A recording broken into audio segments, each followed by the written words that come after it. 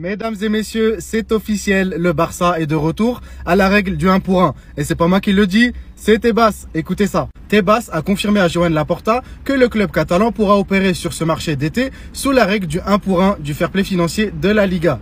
Le président de la Liga estime que le Barça a fait ses devoirs et tout ce qui était demandé au club pour revenir à la normale. En tout cas, quand on lit sa déclaration, on voit bien son envie de dominer et de montrer un peu son autorité. C'est qu'il a dû pleurer des larmes de sang. À la base, on était déjà de retour au 1 pour 1 au mois de décembre. Sauf que la société qui a audité le Barça a estimé que les sièges VIP ne pouvaient pas être vendus. En tout cas, l'argent ne pouvait pas être comptabilisé dans l'exercice de l'année 2024-2025 parce que les sièges n'étaient pas physiquement prêts, c'est-à-dire qu'ils n'étaient pas construits. Maintenant qu'ils sont construits, rien n'empêche le Barça de les inscrire et c'est pour ça qu'on est de retour au 1 pour 1 pour la deuxième fois entre guillemets. Prochaine mission maintenant, c'est Nico Williams et tout porte à croire que l'opération pourrait être conclue dès la fin de cette semaine-là. Donc l'Athletic Bilbao, préparez-vous. Attendez. Merci Laporta et merci la direction. Tebas a confirmé à Joan Laporta que le club catalan pourra opérer sur le marché d'été sous la règle du 1 pour 1 du fair play financier de la Liga. Le président de la Liga estime que le Barça a fait ses devoirs et tout ce qui a été demandé au club pour revenir à la normale. Les résultats de la saison qui s'est terminée cette semaine ont déjà été présentés à la Liga et à Tebas et considère que le Barça a fait ses devoirs et tout ce qui a été demandé au club blaugrana pour revenir à la normale. L'audit économique sera envoyé à la Liga qui validera le retour au 1 pour 1 officiellement dans les prochains jours. Et grâce à cette bonne nouvelle, je pense que vous savez ce que ça veut dire. Le Barça a l'intention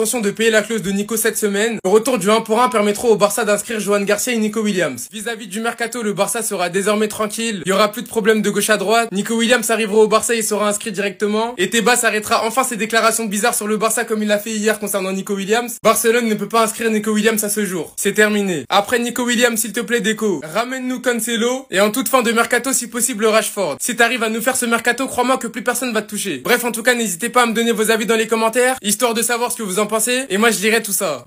Allez-y, osez, comme vous le faites depuis 5 ans. Osez insulter le sauveur du FC Barcelone. Oui, parce que Joan Laporta est celui qui a sauvé le FC Barcelone dans le football. Rappelez-vous, n'ayez pas la mémoire courte, ne soyez pas ingrat de ce qu'avait fait Bartomeu lorsqu'il a repris le club. De l'état catastrophique économiquement parlant dans lequel il a mis le FC Barcelone. De ce que Joan Laporta a dû faire pour le redresser. Et vous comprendrez que ce mec-là est le meilleur président de l'histoire de ce club et que le Barça lui doit tout, notamment sa survie. Vous vous rappelez à l'époque, quand vous avez tous descendu Laporta, notamment par rapport à l'histoire de Messi, mais il n'avait pas le choix. La vérité à ce moment-là que personne ne veut entendre mais qui est la vraie vérité, c'était soit Messi, soit le Barça. Le Barça, en conservant Messi, pouvait couler à cause de la mauvaise gestion de Bartomeu toutes les années précédentes. Laporta a dû faire des choix malgré ce qu'il voulait, malgré ce qu'il avait annoncé. Et croyez-le ou non, c'était son pire cauchemar que de se séparer de Messi. Il a énormément galéré, le Barça n'était pas dans les clous. Pendant des années, il a fait des gros recrutements malgré les énormes problèmes qu'il y avait. Et il a réussi à re-rendre l'équipe compétitive malgré les énormes soucis qui planaient au-dessus de la tête du club. Et aujourd'hui, ça y est, Tebas vient d'annoncer que la situation du Barça économiquement est totalement rétablie. Retour au 1-1.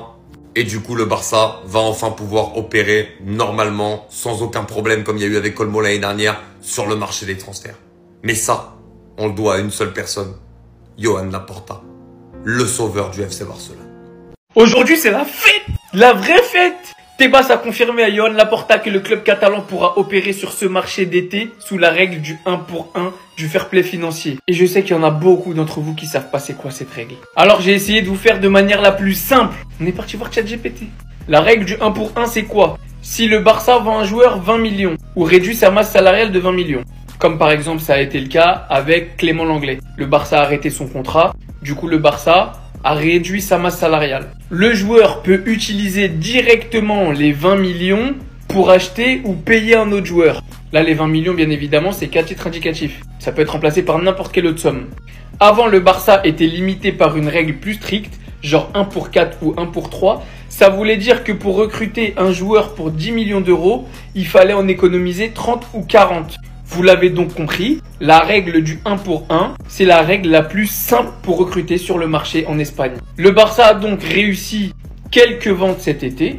Le Barça a également réussi à minimiser, à réduire la masse salariale en se séparant de certains joueurs. Ce qui veut dire que pour la signature de Nico Williams par exemple, ou d'autres joueurs à l'avenir, bah ça sera facilité, mais pas genre un petit peu. Vraiment, vous vous rendez pas compte. Le 1 pour 1, c'est littéralement ce qui va permettre au Barça de redevenir un club normal au niveau des transferts, que ce soit dans les ventes, dans l'achat et dans l'enregistrement des joueurs. Aujourd'hui est un grand jour. Et en parallèle, le Barça a dépassé à 13h le record de vente qu'il détenait jusqu'à présent en une seule journée grâce au nouveau maillot. Avec bien évidemment comme maillot le plus vendu, Lamine Yamal 10. Bref, les Barcelonais aujourd'hui est un grand jour. Envoyez cette vidéo à tous vos potes qui comprennent pas c'est quoi la règle du 1 pour 1 et à tous vos potes qui pensaient qu'on était fini et qui disaient qu'on allait payer en abonnement Spotify. Wallah, on est de retour, vous allez voir. Bah alors les gars, quand je vous expliquais que Tebas racontait des conneries, quand je vous avais dit qu'il jouait sur les mots et qu'il parlait pour rien, là, bizarrement, je verrais personne faire de vidéo pour rétablir la vérité. Parce que Tebas, hier, il avait dit, à ce jour, si le Barça le signe, il ne pourra pas être enregistré. En parlant de Nico Williams. Barcelone ne peut pas inscrire Nico Williams à ce jour. Et il faisait vraiment du mot pour mot. C'est-à-dire qu'il a dit que aujourd'hui, c'est-à-dire hier, ils ne peuvent pas. En sachant très bien que le Barça comptait faire des opérations pour revenir à la règle du 1 pour 1. Que s'est-il passé le lendemain? Le FC Barcelone est de retour sur la règle du 1 pour 1 du fair play financier. Tebas a confirmé à Laporta que le FC Barcelone a rétabli sa situation financière. Grâce à ce redressement, le club retrouve une pleine liberté d'action sur le marché des transferts sans limitation particulière. Donc inutile de douter les gars, oui, Nico Williams arrive. Il arrive. C'était bien de nous appeler le FC Broke. Vous allez le payer avec quel argent? Mais là vous voyez par vous-même. Vous voyez avec vos gros yeux là, vous voyez ou pas? Retour au 1 pour 1. L'année prochaine, on reprend au Camp Nou 60 000 personnes. Toute cette galère, c'est bientôt fini les gars. Et franchement, qu'est-ce que ça fait du bien. On a longtemps critiqué la direction, mais là aujourd'hui, il faut applaudir. Je pense les gars que vous réalisez pas à quel point Tebas il est mauvais. Je pense que vous avez pas compris ce qui s'est passé. Si on va dans l'ordre chronologique, quand il y avait les rumeurs Nico Williams et le Barça, Tebas avait déclaré qu'il attendait de voir si le Barça était capable d'enregistrer Nico Williams, Messi ou Haaland. Il avait sorti une bêtise dans le genre. Ensuite, le dossier Nico Williams-Barça a bien avancé. Une fois que ça a bien avancé, il y a eu des rumeurs comme quoi certaines personnes du Barça voulaient Luis Diaz, comme quoi l'agent de Nico Williams voulait des garanties pour l'enregistrement de Nico Williams. Qu'en gros, le deal était censé capoter. Il y avait des rumeurs sur ça. Et bien bizarrement, ce même jour, hier, Tebas a déclaré une chose, que le Barça était dans l'incapacité d'enregistrer Nico Williams à ce jour. C'est ça qu'il avait relayé juste hier. Pour qu'au final, le Barça soit de retour au 1 pour 1 le lendemain. Vous trouvez pas qu'il y a un truc qui cloche? Vous voyez pas qu'il fait exprès? Qu'il tire les ficelles? Qu'il veut saboter le Barça? Qu'il veut nuire au Barça? C'est pas la première fois et c'est pas normal. Parce qu'avec ce genre de déclaration comme quoi le Barça n'est pas capable d'enregistrer Nico Williams, il aurait pu démotiver le camp Nico Williams et le camp Nico Williams serait allé voir ailleurs. Et ce monsieur-là, Tebas, est le président de la Liga, le président du championnat espagnol. Et vous vous rendez pas compte à quel point il sabote le Barça à chaque fois. Chaque mercato, il inverse les règles pour piéger le Barça. Mais Laporta arrive toujours à s'en sortir. Enfin bref, sinon vous les gars, vous en pensez quoi? Ramenez-le sur Snap, on s'ennuie. Les gars, c'est énorme ce qui se passe. Un célèbre chanteur avait dit un jour, chargez, chargez, chargez. Tebas a confirmé à Joan Laporta que le club catalan pourra opérer sur ce marché d'été sous la règle du 1 pour 1 du fair play financier de la Liga. Le président de la Liga estime que le Barça a fait ses devoirs et tout ce qui était demandé au club pour revenir à la normale. Enfin, tu nous lâches la grappe. Déco, t'as commenté ça, non? T'as commenté ça pour Cancelo? Ramène-le. Ramène-le, on est en 1 pour 1. Ramène-le. Du coup, monsieur le président de Bilbao, là, faut aller faire encore les allers-retours à Madrid. Fais Bilbao, on va vous le prendre. Olmo l'a rassuré ce matin, j'en ai parlé sur mon autre compte. Vous en faites pas, ça va bien se passer. Il a fallu attendre plus d'1 an et demi par rapport au 30 juin de l'année dernière, mais c'est bon, on n'en parle plus. C'est passé, et voilà. Johan Garcia sera enregistré sans problème. Nico Williams sera acheté et enregistré sans problème. Et en vrai, ça veut dire que peut-être qu'on va pas devoir forcer ou insister sur un départ de Ferran Torres pour 40 millions. Mais qui les prend quand même? En vrai. Soyons sérieux. En tout cas, en plus de tout ça, Lamine Yamal va rentrer à l'argent aussi. Donc on va se faire un peu de marge. Hein? Donc, s'il y a Cancelo qu'on peut prendre aussi pour 15 millions, saison 2 du Flickball. Retour au Camp Nou. Nico Williams. Vous permettez-moi de rire un peu là. Et les dirigeants des Bilbao, vous flippez vos races, hein. Ah, vous flippez, hein? Bah, vous avez raison de flipper, parce qu'on arrive les chercher. Qu'est-ce que ça fait du bien, les gars? On est enfin de retour à cette fichue règle. On est enfin de retour sur le marché des transferts, sans qu'on vienne nous dire, ouais, mais tu dois vendre lui, ou tu dois faire ci, tu dois faire ça. On est de retour sur le marché des transferts, ça dit on peut faire ce qu'on veut sur le marché des transferts, et il ne va rien se passer. Et ça, je pense que ça ne va pas plaire à beaucoup de clubs. Ça va pas plaire à beaucoup de clubs, les gars. Bon, après, faut pas faire de dinguerie aussi, hein. Faut pas faire, voilà. Mais voilà, ça fait quand même du bien. Ça fait combien d'années qu'on attend ça, les gars? Combien d'années? Le 30 juin, le Barça a clôturé sa saison financière avec un chiffre d'affaires de 950 millions d'euros sans jouer au Camp Nou. Je tiens à le préciser. Tout ça sans jouer au Camp Nou, les gars. Dépensant les estimations, la Liga estime que le club avait rempli les conditions requises pour un retour à la normale financière, les gars. Ça fait du bien. Non, les gars, sincèrement, ça fait du bien. Et Bilbao, on arrive les chercher. Votre tentative là auprès de la Liga, là, ça a échoué. Ça a échoué parce qu'on est de retour. On est enfin de retour à cette future règle. Et ça va parler pour vous. Préparez vos mouchoirs parce qu'on vient vous le prendre. Quand je parle, les gars, prenez-moi avec des pincettes parce que je suis hype et agité. Lamine Yamal a prévenu la planète football. Il a prévenu tout le monde. La saison prochaine, ça va être hard. Ce que le Barça va faire, ça va être hard. Toute l'Europe est prévenue. Moi, je vous le dis.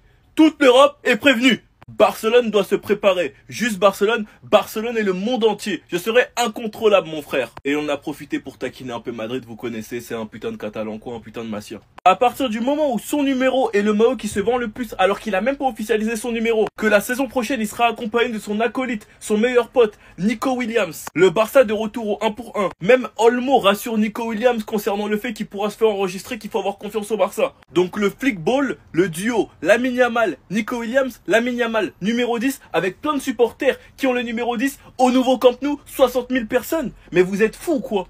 Est-ce que vous êtes pas fous? Vous avez oublié qu'est-ce qu'est le Camp Nou?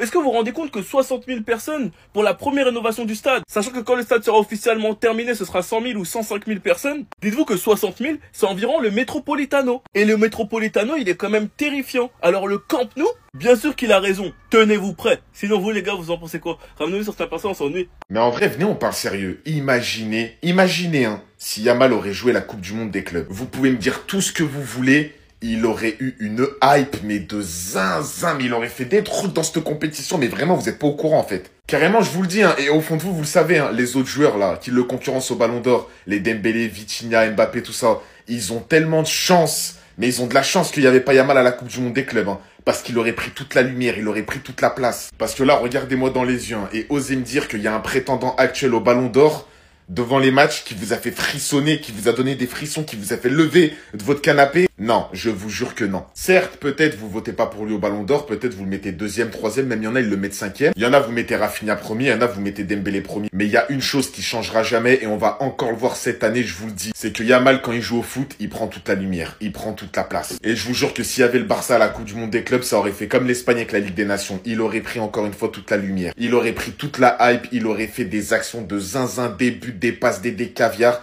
comme d'habitude en fait. Et là c'est dommage pour lui parce que ça met de la visibilité sur d'autres joueurs prétendant Ballon d'Or comme Dembélé. Bon après Dembélé il avait été blessé je crois au début de la compétition. Vitinha qui fait une belle Coupe du Monde des clubs, Mbappé qui vient de revenir. Après il y a même eu des Cherki, des Haaland qui ont quand même fait pas mal de choses, même Foden. Mais Yamal il aurait été là, aïe aïe aïe.